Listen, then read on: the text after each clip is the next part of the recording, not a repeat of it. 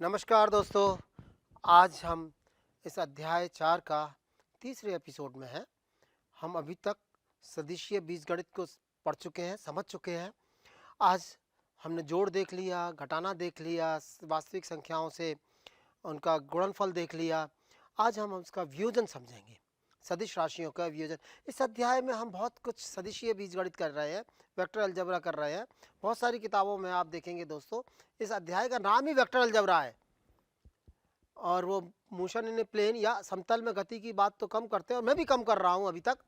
और बीजगणित ज़्यादा सिखाते हैं। तो ये इस सब्जेक्ट, इस विषय की प्रकृति है, नेचर है। हमें टूल्स पहले, हथियार पहले देने हैं आपको, कि जिससे कि आप आगे पढ़ सकें, समझ सकें।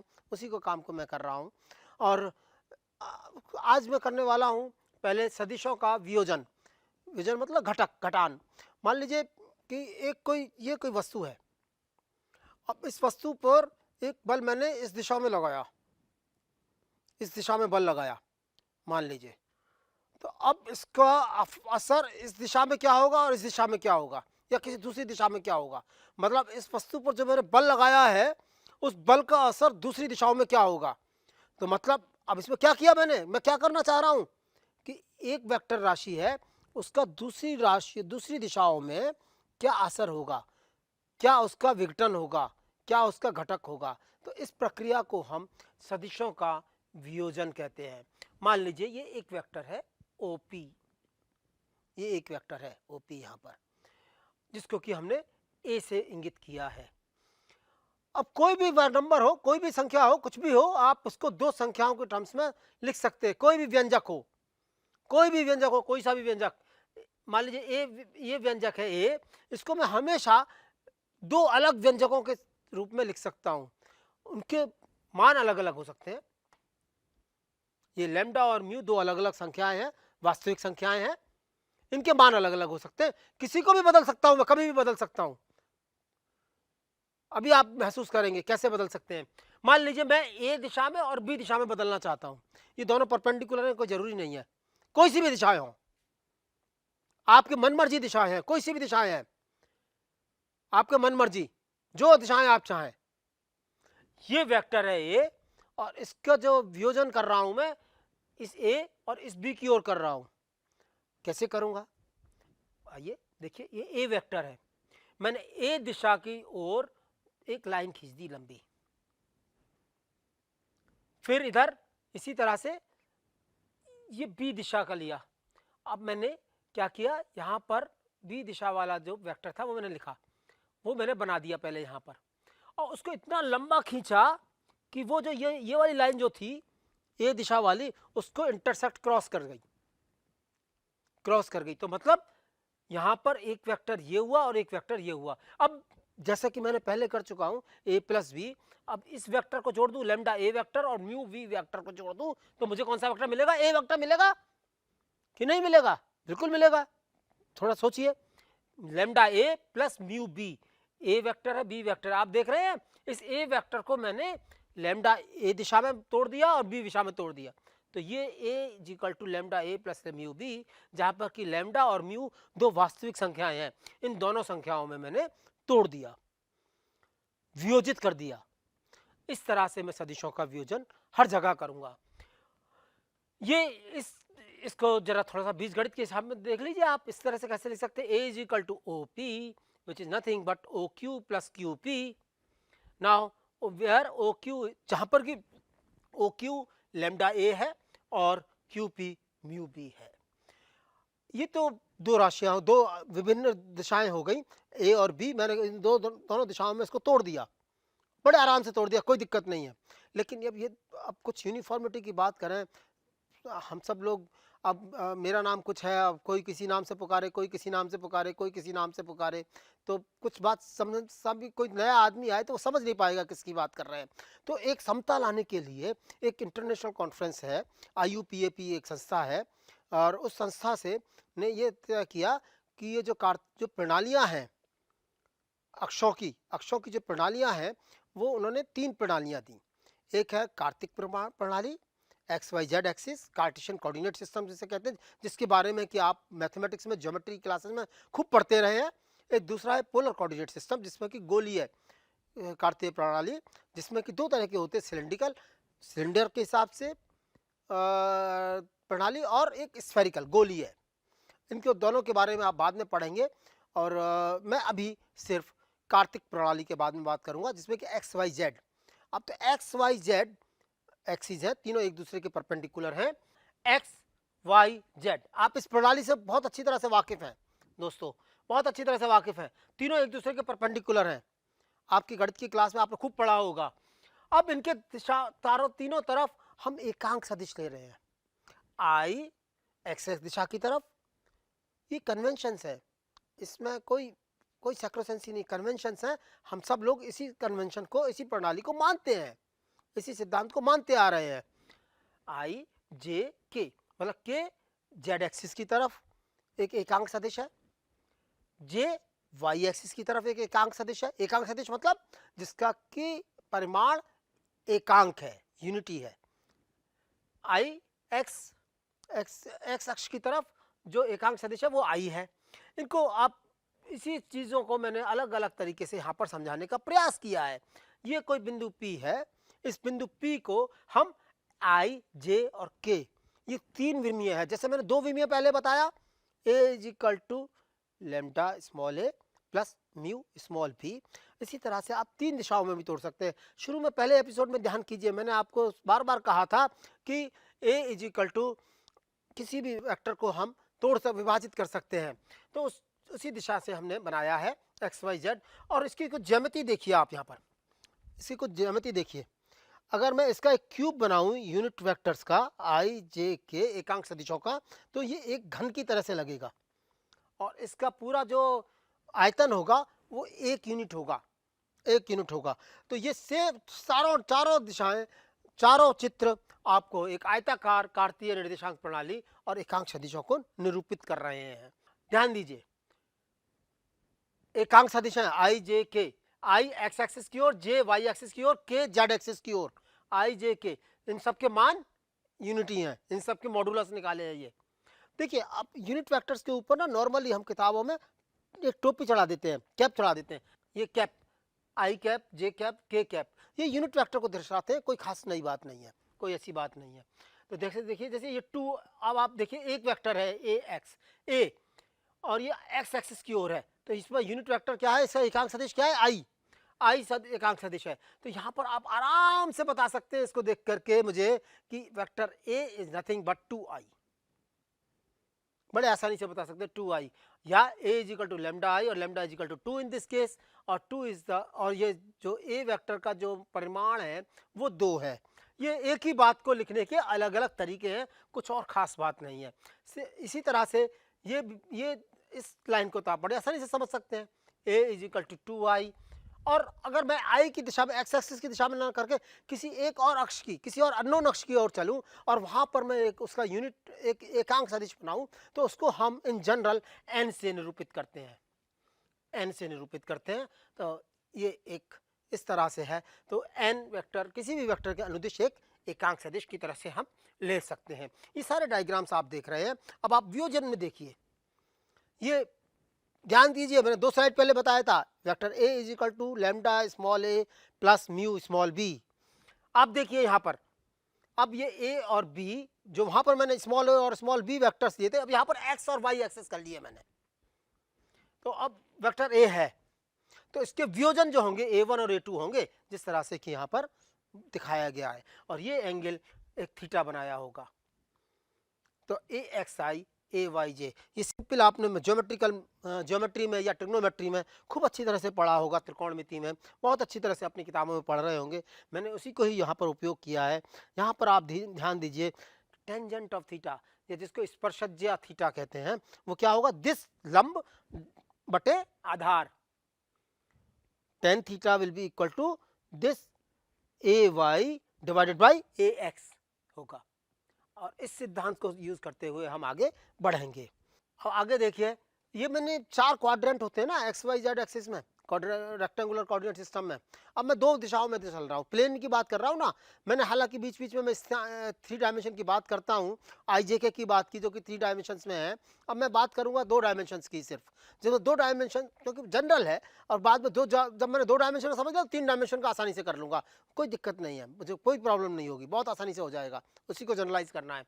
अब चारों कोऑर्डिनेट को हम नेचर समझते हैं, चारों कोऑर्डिनेट सिस्टम में ये फर्स्ट क्वाड्रेंट है, एक कोई वेक्टर ए है, ये थीटा एंगल है। आप ध्यान दीजिएगा, एक बात ध्यान दीजिएगा, ये कोण है ना, ये एक वेक्टर राशि, ये भी एक सदिश राशि है, क्लॉकवाइज या एंटी क्लॉकवाइज। यहाँ पर एंटी क्लॉकवाइज है इसमें दिशा में, यहाँ पर देखिए ये क्लॉकवाइज है। आप ध्यान दीजिए, सारे कोण मैं कहाँ से ले रहा हूँ, एक्स एक्सिस से। यहाँ ये पहला क्वाड्रेंट है, पहला अक्ष है, पहला कोना है, एक्स पॉजिटिव वाई पॉजिटिव, ध्यान है ना, ये फर्स्ट क्वाड्रेंट, ये सेकंड क्वाड्रेंट, ये थर्ड क्वाड्रेंट एंड ये फोर्थ क्वाड्रेंट।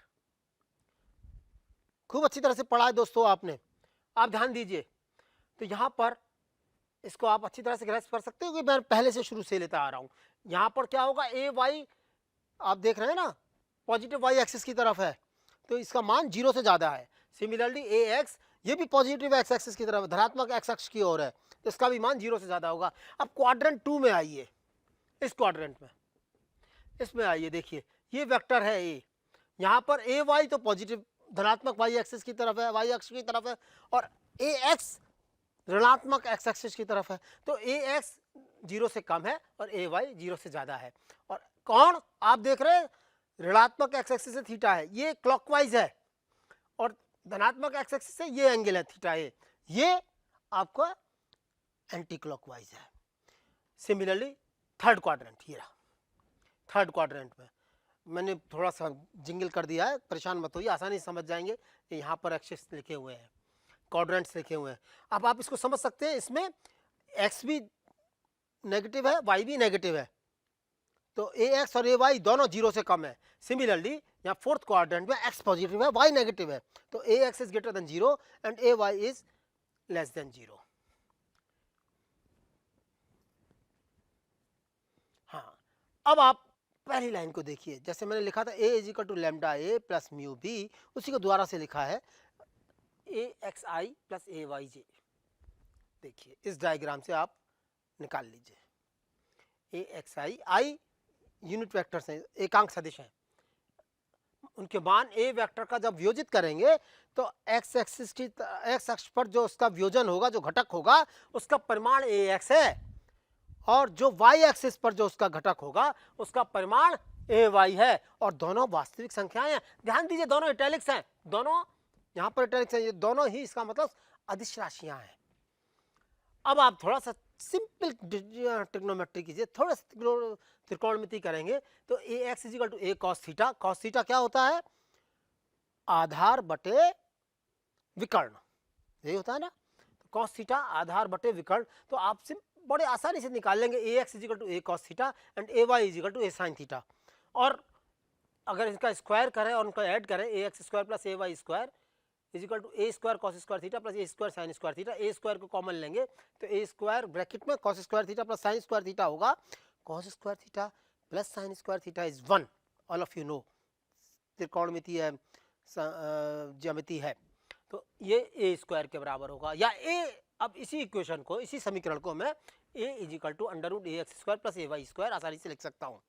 और इनके बीच का जो कोण है थीटा, एक्स एक्सिस से जो कोण बन रहा है, tan थीटा क्या होगा, लंब बटे आधार, लंब बटे आधार, मतलब A Y divided by A X, या theta is equal to tan inverse A Y by A X. तो आपने देखा कि किसी वेक्टर को समझने के लिए उसको हम अगर वियोजित कर दें एक्स और वाई एक्स में, अगर समतल में है और अगर किसी स्थान में है, दिख स्थान में है, स्पेस में है, 3 डायमेंशन में है, तो तीनों दिशाओं में आई जे के तीनों की तरफ हमें वियोजित करना होगा, तो उससे हमें इसका आंसर मिल जाएगा। हाँ, पिक्चर कुछ ऐसी है, तस्वीर कुछ ऐसी है।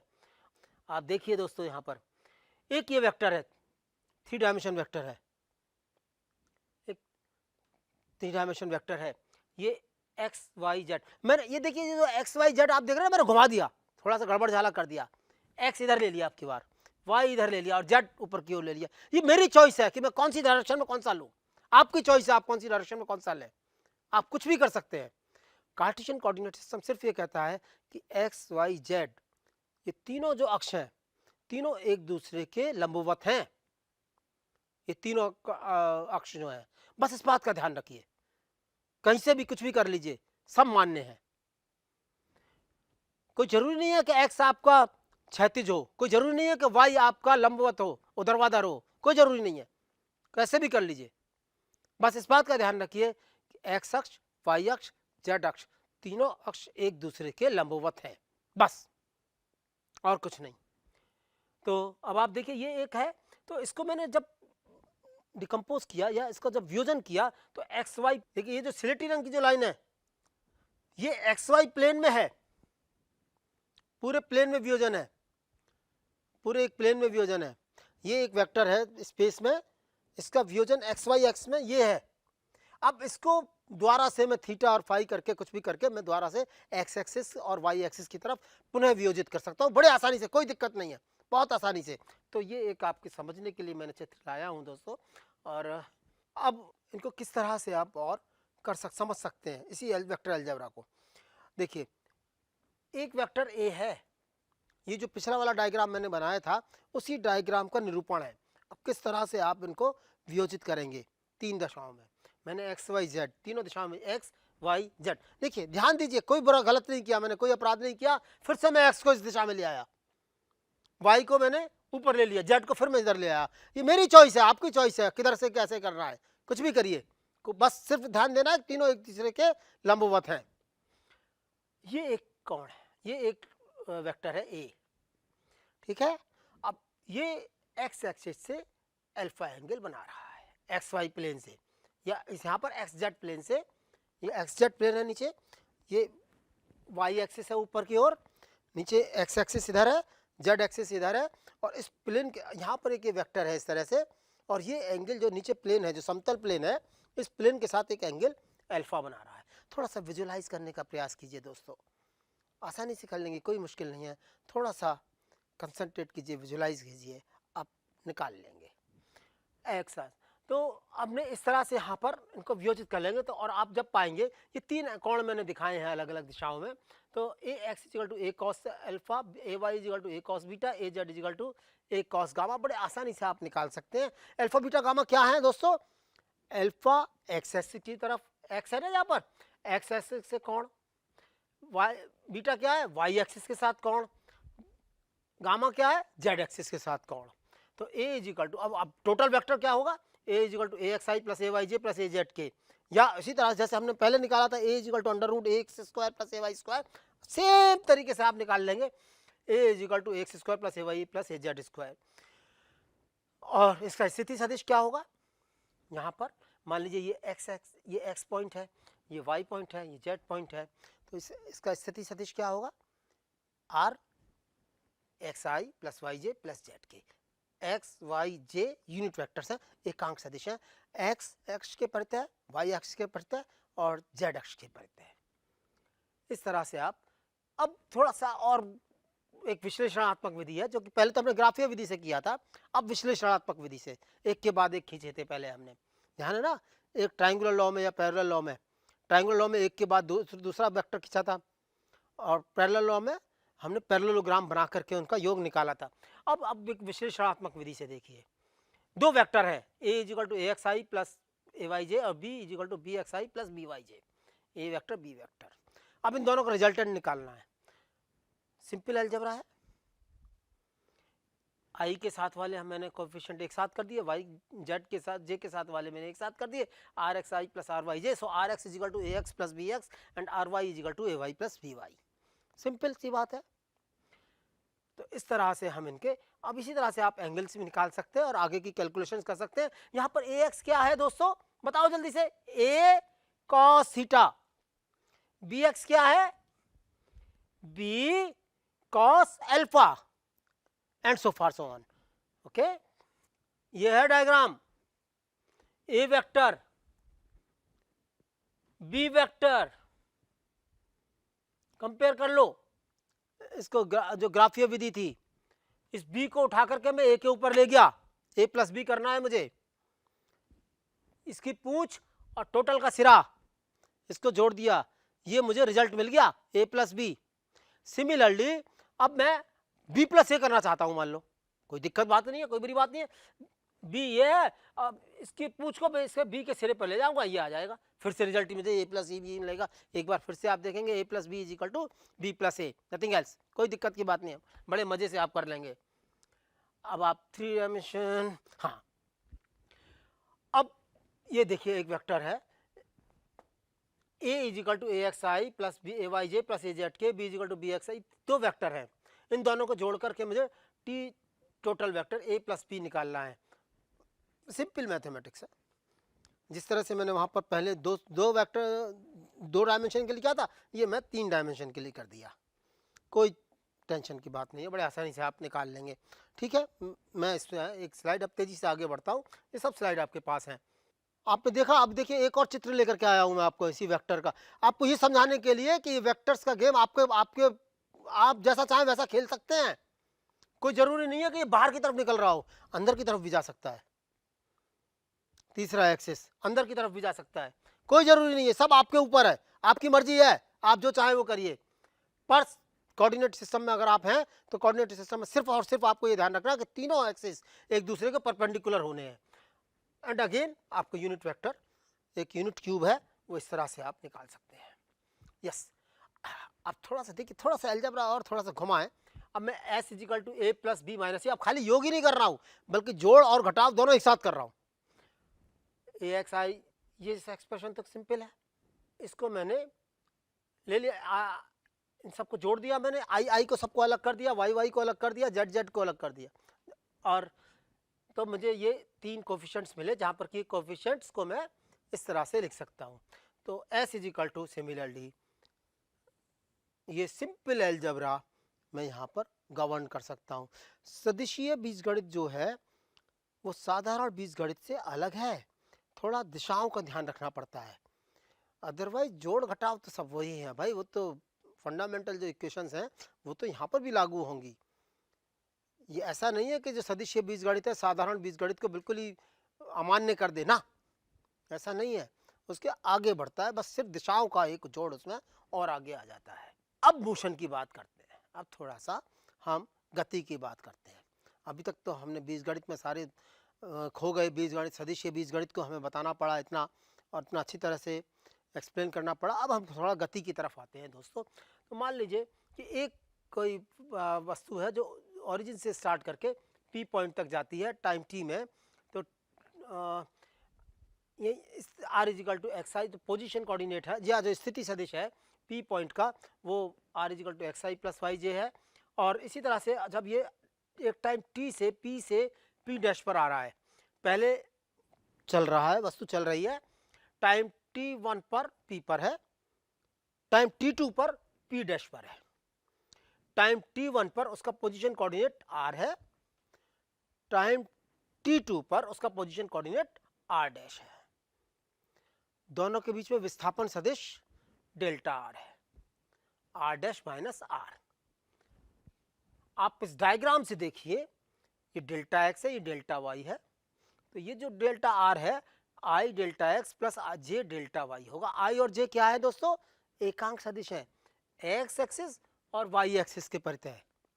तो delta X is equal to X dash minus X, simple geometry, simple coordinate geometry, और delta Y is equal to this. अब मुझे इसका वेग निकालना है। देखिए ये तो आपने पोजिशन विस्थापन सदिश निकाला, ये विस्थापन है, अब मुझे इसका वेग निकालना है। वेग क्या था, delta X by delta T, वेग क्या आया, या delta R by delta T, दो दिशाओं में है ना, प्लेन में है तो डेल्टा आर कहूंगा, जिसको एक्स दिशा में होगा तो डेल्टा एक्स कहूंगा, वाई दिशा में होगा तो डेल्टा वाई कहूंगा। अभी मैं इसको कंपेयर करूंगा, देखिए यहां से आया I delta X plus J delta Y by delta T, तो ये क्या होगा, I delta X by delta T plus J delta Y by delta T.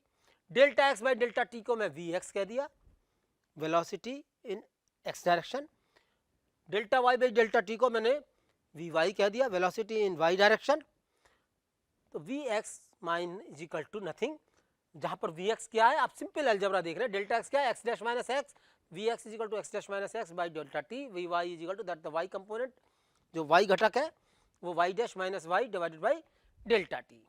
इस तरह से आप इसका आपने वेग सदिश निकाल लिया। अब थोड़ा सा हम आपके साथ शैतानी करेंगे, खेलेंगे, तात्क्षणिक वेग निकालेंगे एक पर्टिकुलर मूवमेंट पर। ये जो वेग मैंने निकाला था ना पिछली बार में, वो r से r डैश या t1 से t2 तक के लिए था। अब एक पर्टिकुलर टाइम के लिए देखेंगे। अब थोड़ी सी कैलकुलस हम बीच में लाएंगे, मतलब delta T tending to zero. ध्यान करो, किसी भी वस्तु का औसत वेग तात्क्षणिक वेग या वेग में कब बदलेगा, जबकि डेल्टा टी जीरो के लगभग बराबर हो जाएगा। डेल्टा टी मतलब बहुत ही छोटा हो जाएगा, टाइम का जो समय अंतराल है उसका मान बहुत कम होगा। देखिए यहाँ पर पहले ये डायग्राम मैंने जो पिछली बार वाला डायग्राम था वही डायग्राम है। वेलोसिटी वेग की दिशा इस तरफ है। आप देखिए अब ये डेल्टा टी छोटा होता चला जा रहा है, डेल्टा टी छोटा होता चला जा रहा है, तो डेल्टा टी समय अंतराल छोटा होता चला जाएगा, तो बीच में जो विस्थापन है वो भी छोटा होता चला जाएगा, छोटा होता चला जाएगा। देखिए छोटा हो रहा है, और छोटा अगर आप करेंगे तो आपको दिखेगा कुछ इस तरह से।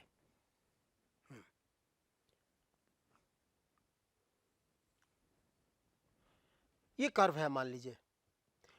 अब मैंने यहां से यहां तक पहले लिया, फिर यहां से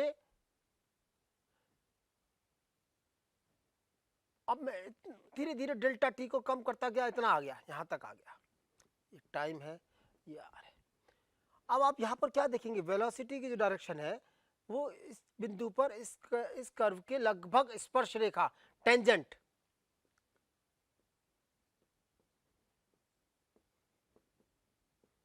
स्पर्श रेखा की तरफ हो जाएगी, उसी के लाइन पर अनुदिश हो जाएगी। ध्यान करिए, जब एक सरल रेखा में आप गति देख रहे थे तब आपने देखा था कि वेग और त्वरण दोनों की दिशाएं गति की दिशा के परितः ही थी, हालांकि उसके विपरीत दिशाओं में हो सकती थी। वेग की तो नहीं हो सकती थी, लेकिन त्वरण की हो सकती थी। अगर मान लीजिए किसी वस्तु का स्पीड चाल घट रही है तो त्वरण की दिशा उसके अपोजिट हो जाएगी, लेकिन उसकी दिशा का जो परिमाण जो दिशा है वो उसी ओर होगी जिस ओर की गति है, या उसके विपरीत होगी 180 का कोण बनाते हुए। तो दोस्तों जैसे जैसे डेल्टा टी का मान घटेगा, आप देख रहे हैं कि डेल्टा टी का मान घटेगा, उसी तरह से डेल्टा आर का मान भी घटेगा। तो डेल्टा आर का मान जैसे जैसे घट रहा है आप देखिए तो वो एक धीरे धीरे जाकर एक उसमें उसको बिंदु की तरह से मान सकूंगा डेल्टा, देखिए यहाँ पर एक बिंदु की तरह से। और अगर आप वेक्टर एडिशन करेंगे तो आप पाएंगे कि जो v की वेलोसिटी और जो वेग की दिशा है वो उस कर्व के, ये जो कर्व है इस कर्व के, इस वक्र के स्पर्श रेखा के अनुदिश हो जाएगा। तो स्पर्श यहां पर अब आप देख रहे हैं दोस्तों, देखिए वेग की दिशा मार्ग के अनुदिश नहीं है, वेग की दिशा मार्ग के स्पर्श रेखा के अनुदिश है। स्पर्श रेखा देखिए बीच में आ गई, टेंजेंट जिसे कहते हैं अंग्रेजी में। वेग की दिशा स्पर्श रेखा के अनुदिश है। ध्यान रखिए, अगर ये बिल्कुल एक समान गति से मोशन हो रहा है, गति हो रही है, तो ये जो पाथ, ये जो मार्ग है, ये जो पथ है, जो नीली लाइन है, वो एक स्ट्रेट लाइन हो जाएगी। तो जब स्ट्रेट लाइन अब सीधी सरल रेखा होगी तो उसकी जो स्पर्श रेखा है वो उसी मार्ग के अनुदिश होगी, फिर से वही चीज एक ही दिशा में आ जाएगी। तो कोई बात नहीं। तो इसका अर्थ ये हुआ कि अतः किस प्रकार किसी भी बिंदु पर, ये तात्क्षणिक वेग की बात है, डेल्टा टी जीरो की तरफ है, तो जो औसत वेग है वो उसका तात्क्षणिक वेग हो जाएगा, जिसको कि हम उस वस्तु का उस समय पर वेग कहते हैं। तो इस प्रकार किसी भी बिंदु पर वेग की दिशा उस बिंदु पर पथ के स्पर्श रेखा होगी जो कि गति की दिशा में है। v is equal to D R by D T. D R by D T कहां से आ रहा है, कैलकुलस से आ रहा है, delta R by delta T limit delta T tending to zero. तब हम इसको अवकलन की अवधारणा के अनुसार D R by D T कह सकते हैं। अब इसको थोड़ा सा और अलजेब्रा करते हैं। Velocity is equal to D R by D T, so limit delta T, आप देख रहे हैं इस इक्वेशन को लिख सकता हूँ आई और जे की दिशा में, आई और जे की दिशा में। और इसको मैं और फर्दर करूँ, आई को मैं बाहर ले आया, इसी तरह जे को बाहर ले आया, इस ब्रैकेट को खोला तो मुझे ये इक्वेशन मिल गई, या v is equal to I D X by D T, J D Y by D T, V X by. आपने अभी तक देख रहे थे कि पिछली स्लाइड्स में क्या देखा था, R is equal to R X I plus Y R Y J. Velocities को भी हमने डिकम्पोज किया था, तो लेकिन वो ग्राफीय मेथड से किया था, ग्राफीय विधि से किया था। अब यहाँ पर हम विश्लेषणात्मक विधि को यूज़ कर रहे हैं, का उपयोग कर रहे हैं, तब भी हमें सेम पहले जैसा ही आंसर मिल रहा है, पहले जैसा ही उत्तर मिल रहा है। तो और इसी तरह से जैसे vector A is equal to A X square plus A Y square था, इसी तरह से वेलोसिटी v का जो परिमाण है, अब मैंने मॉडुलस नहीं बनाया है, आपकी आदत बन गई होगी। V X square plus V Y square और दिशा उसकी tan theta V Y by V X. Simple त्रिकोणमिति के नियमों का उपयोग करते हुए मैं बड़े आराम से थीटा की डायरेक्शन निकाल सकता हूँ। अब अगले अध्याय में हम अभी तक वेग की बात हमने कर ली, अगले अध्याय में हम त्वरण की बात करेंगे कि त्वरण का क्या होता है। दिशा का ज्ञान हो गया हमें विज्ञान वेग का, अगले एपिसोड में हम त्वरण की बात करेंगे और इसके फिर जो भौतिक कुछ गुणधर्म हैं और कुछ भौतिक इसके उदाहरण हैं, प्रक्षेप्य गति और एक समान वर्तुल गति, वहाँ पर इन सब चीज़ों का उपयोग देखेंगे। धन्यवाद दोस्तों।